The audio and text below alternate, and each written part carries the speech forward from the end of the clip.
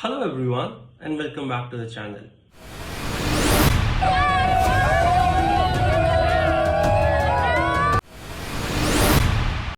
Now, in a major show of unity and determination, approximately 4,000 farmers from Madhya Pradesh Ujjain's district took to the streets in a massive tractor rally demanding an increase in the minimum support price for the cash crop soyabean.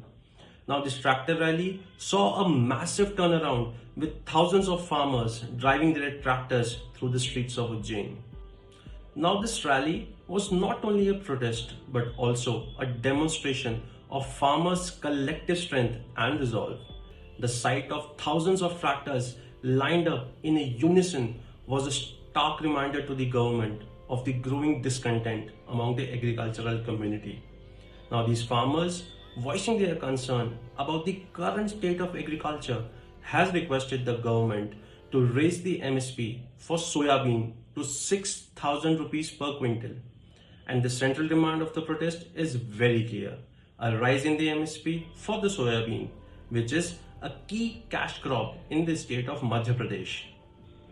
So now let's try and understand the protests a bit more.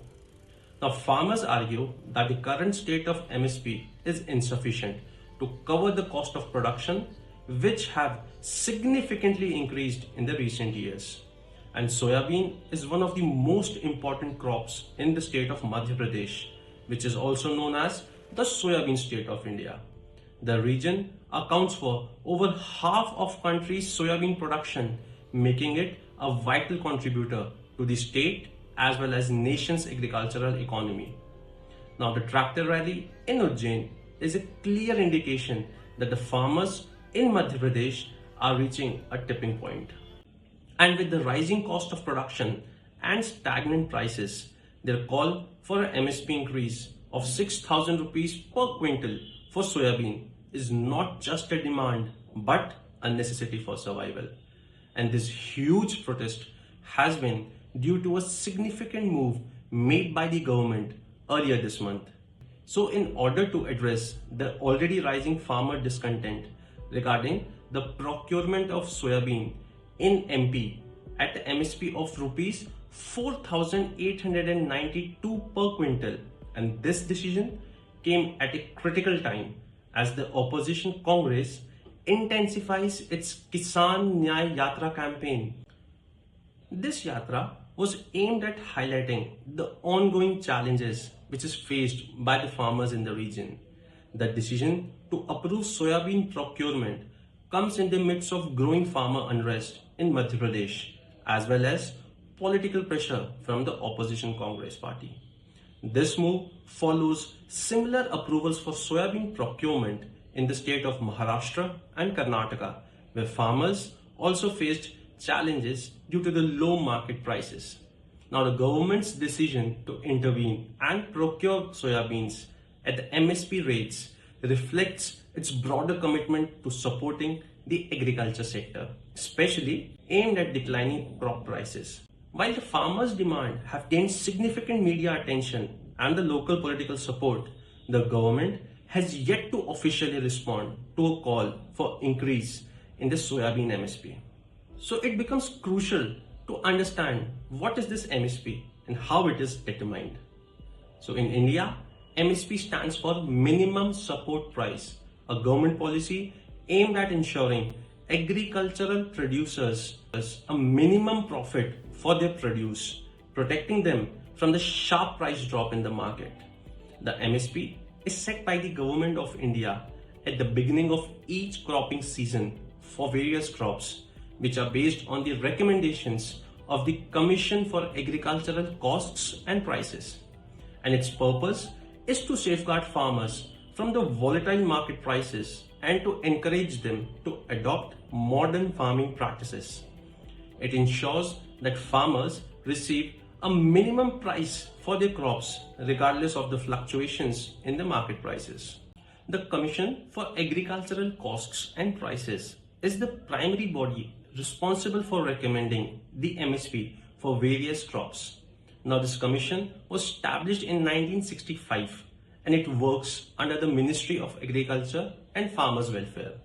It studies various factors and submits recommendation to the government before each sowing season, and it considers a wide range of factors before deciding the MSP, which includes the cost of production. And this includes the inputs of costs such as seeds, fertilizers, labor, machinery, irrigation, and land rent. Now, these costs are essential for growing any type of crop in any land. The second such factor which is considered by the CAPCP is the demand and supply. And this takes into consideration the market availability and the demand of crops at both national and the international levels. The third such determinant is the price trends in the domestic and the international markets. And this is critical to avoid dumping cheap produce and to ensure the MSP aligns with the global trends. The fourth determinant is the intercrop price parity. This is taken into consideration for ensuring the MSP is balanced across different crops to avoid the overproduction of certain crops at the expense of others. The fifth such determinant is the impact of MSP on the consumers. Now, the MSP can influence inflation, so the consumer prices are also a factor. And the last such determinant is the parity between the input and the output prices. And this is taken into consideration to ensure that farmers get a reasonable margin after covering their costs and ensure that the farming remains a profitable occupation compared to the other sectors of the economy. Now let us understand the different cost concepts which are used by the CAPC to decide on the MSP. The first such concept is termed as A2, and this concept includes the actual expenses which are incurred by the farmers, which are also known as the inputs. That includes seeds, fertilizers, labor cost, etc. The second such concept is the A2 plus FL, and this concept includes actual expenses of the farmer and the labor cost of the family of farmer. And the last method is the C2. Now, in addition to A2 and A2 plus FL, C2 includes inputted rent and interest on owned land of the farmer and the capital of the A2 plus FL. Now, this method is considered a more comprehensive measures of a farmer's costs. Now, I know these concepts can be technical to understand. So for this, I have made another video explaining these concepts briefly on my channel. Please go and check that out. So coming back to the topic, once the CACP has gathered and analyzed the data, it sends its recommendation to the Cabinet Committee on Economic Affairs, which is headed by the Prime Minister of the nation. Now this Cabinet Committee takes the final call on the MSP, often after deliberating on the recommendations of the CACP, and the government announces the MSP for various crops typically before the sowing season begins, so that this helps the farmers to decide which crop to grow based on the guaranteed prices by the government. And the MSP applies to 23 of the major crops of India, which includes the rice, wheat, maize, etc.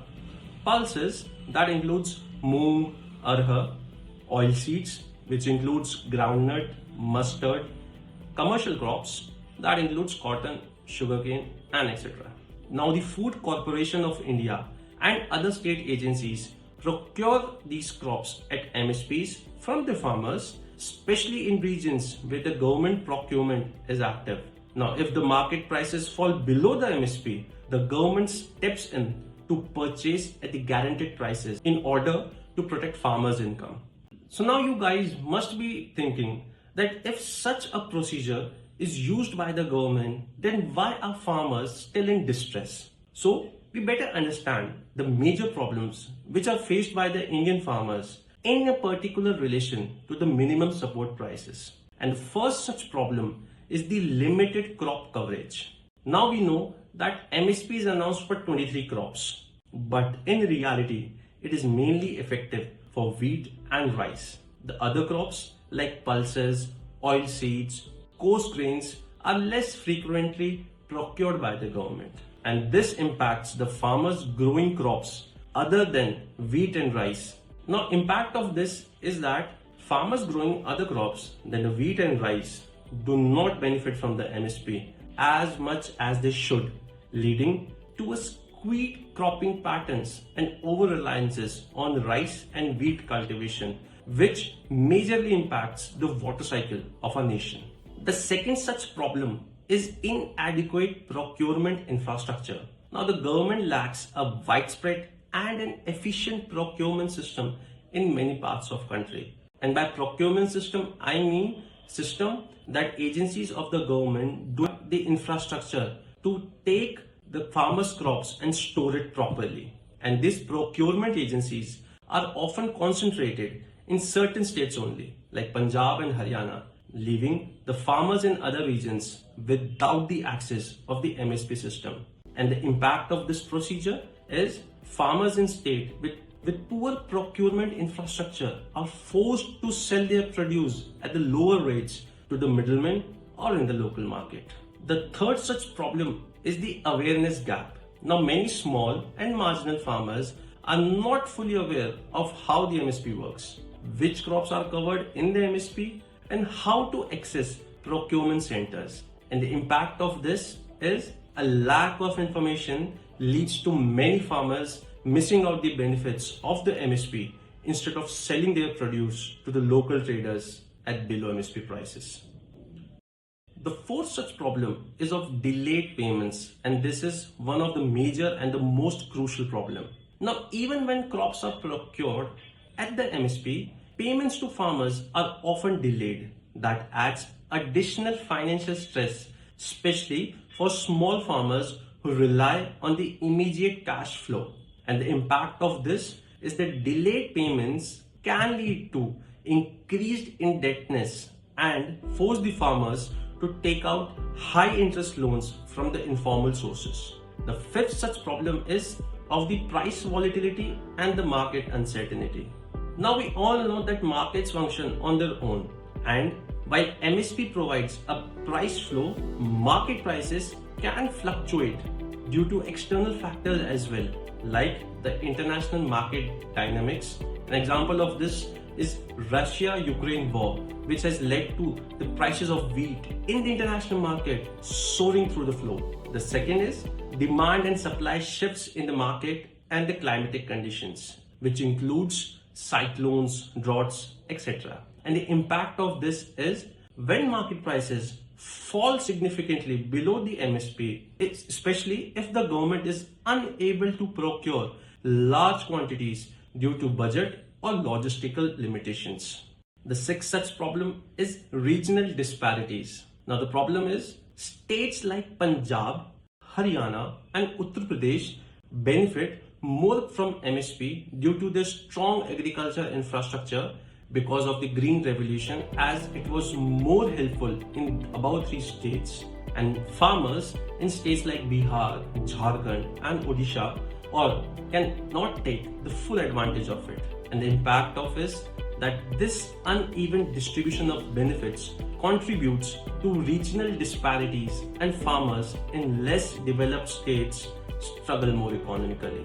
The seventh such problem is definitely of the overproduction of certain crops. Now, as we have discussed earlier, that due to the procurement infrastructure, the MSP specifically benefits the wheat and rice producing states. And because MSP is more accessible for crops like wheat and rice, farmers are always incentivized to grow these crops even when it is not ecologically or economically sustainable.